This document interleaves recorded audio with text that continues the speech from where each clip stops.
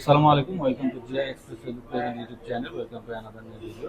আজকে আমরা দেখবো একটা পিএলসি থেকে কিভাবে প্রোগ্রাম আপলোড করে পিসিতে আনা যায় এবং একটা পিএলসির কি ভার্সন সেটাও আমরা কিভাবে জানতে পারি সেটা দেখাবো। অনেক সময় পিএলসি ভিতরে প্রোগ্রাম আপলোড করা দরকার হয়, প্রোগ্রাম মডিফিকেশনের দরকার হয়, সেজন্য পিএলসির ভিতরে কি ভার্সন সেটা আমাদের জানা অনেক জরুরি। আমরা প্রোগ্রাম যদি আমরা টিআই পোর্টাল দিয়ে একটা ভার্সনই করি এবং পিএলসির ভিতরে যদি অন্য ভার্সন থাকে, সেই ভার্সন যদি জানা না থাকে, তাহলে আমরা প্রোগ্রাম করলে সেই প্রোগ্রাম পিএলসিতে কাজ করবে না। সেই জন্য পিএলসির ভার্সনটা কি আমাদেরকে প্রথমে জানতে হবে। অনেক সময় পিএলসির ভিতরে যে নাম্বার প্লেটের ভিতরে ভার্সনটা থাকে সেটা অনেক সময় মুছে যায়, নষ্ট হয়ে যায়। হ্যাঁ, এই জন্য আমাদেরকে পিএলসির ভার্সনটা বের করতে হবে।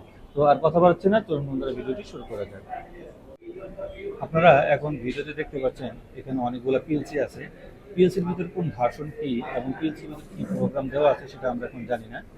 এই প্রোগ্রামগুলো কিভাবে আমাদের পিসিতে আপলোড করা যায় সেটা আপনাদেরকে এখন দেখাচ্ছি টিআই পোর্টালের মাধ্যমে। তো এখন আমি টিআই পোর্টালে চলে যাচ্ছি। এটা হচ্ছে আমাদের টিআই পোর্টাল সফটওয়্যার। আমাদেরকে একটা ক্রিয়েট নিউ প্রজেক্ট এখানে ক্লিক করতে হবে। এখান থেকে আমরা ক্রিয়েট প্রজেক্ট এখানে ক্লিক করে দেব। আমাদের একটা নতুন প্রজেক্ট ক্রিয়েট হয়ে গেল। আমাদের ওই পিএলসির সাথে আমাদের একটা ইথারনেট কেবলের সাথে আমরা কানেকশন করে দিয়েছি। দেখেন, ওই পিএলসির সাথে আমরা একটা ইথারনেট কেবলের সাথে আমাদের পিসিতে কানেক্ট করে দিয়েছি। এখন আমি আবার স্ক্রিন চলে আসলাম, ওপেন দ্য প্রজেক্ট ভিউ, এখানে চলে গেলাম। এখন আমাকে কি করতে হবে, অ্যাড নিউ ডিভাইস এখানে ক্লিক করে নিতে হবে।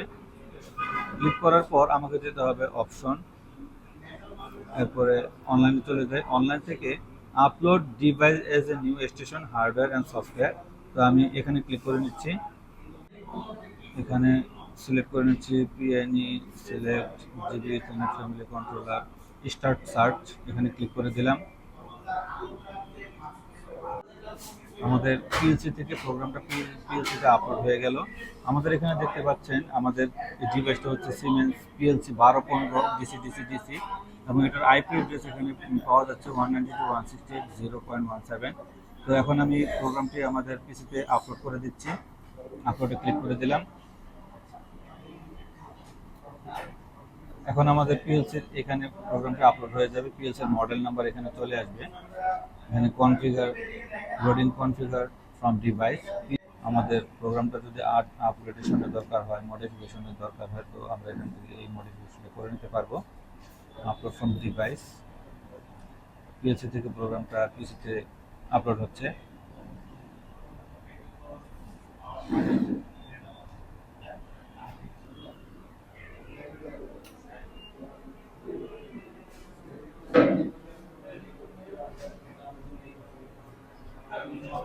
পিএলসিতে প্রোগ্রামটি অলরেডি আপলোড হয়ে গেছে।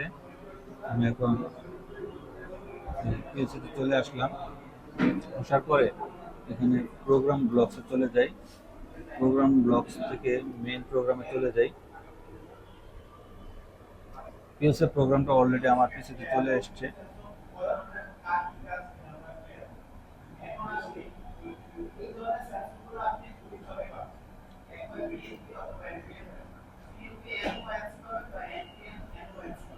পিএলসির ভিতরে কি প্রোগ্রামটা ছিল সেই প্রোগ্রামটা আমার পিসিতে অলরেডি চলে আসছে। আমরা প্রোগ্রামটা এখন দেখতে পাচ্ছি। তারপরে ডিভাইস এন্ড নেটওয়ার্কে চলে যাব।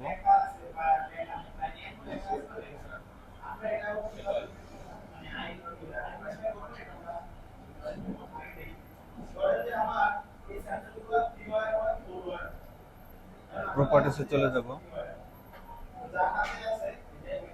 প্রপার্টিসে চলে যাওয়ার পর আমরা এখন দেখতে পাচ্ছি আমাদের পিসির যে প্রোগ্রামের ভার্সন, সে আর্টিকেল নাম্বারটা এখানে দেওয়া আছে এবং ফার্মওয়্যার ভার্সন 4.3 এখানে দেওয়া আছে। তো আমরা বুঝতে পারলাম আমরা যদি এই পিসিতে এখন নতুন করে প্রোগ্রাম যদি দিতে চাই, যে প্রোগ্রামটা ছিল সেটা ডিলিট করে যদি নতুন প্রোগ্রাম দিতে চাই, তাহলে আমাদের ভার্সন 4.3 সিলেক্ট করে আমাদেরকে প্রোগ্রামটি করতে হবে। তো এই ছিল আমাদের আজকের ভিডিও। থ্যাংক ইউ, আসসালামু আলাইকুম।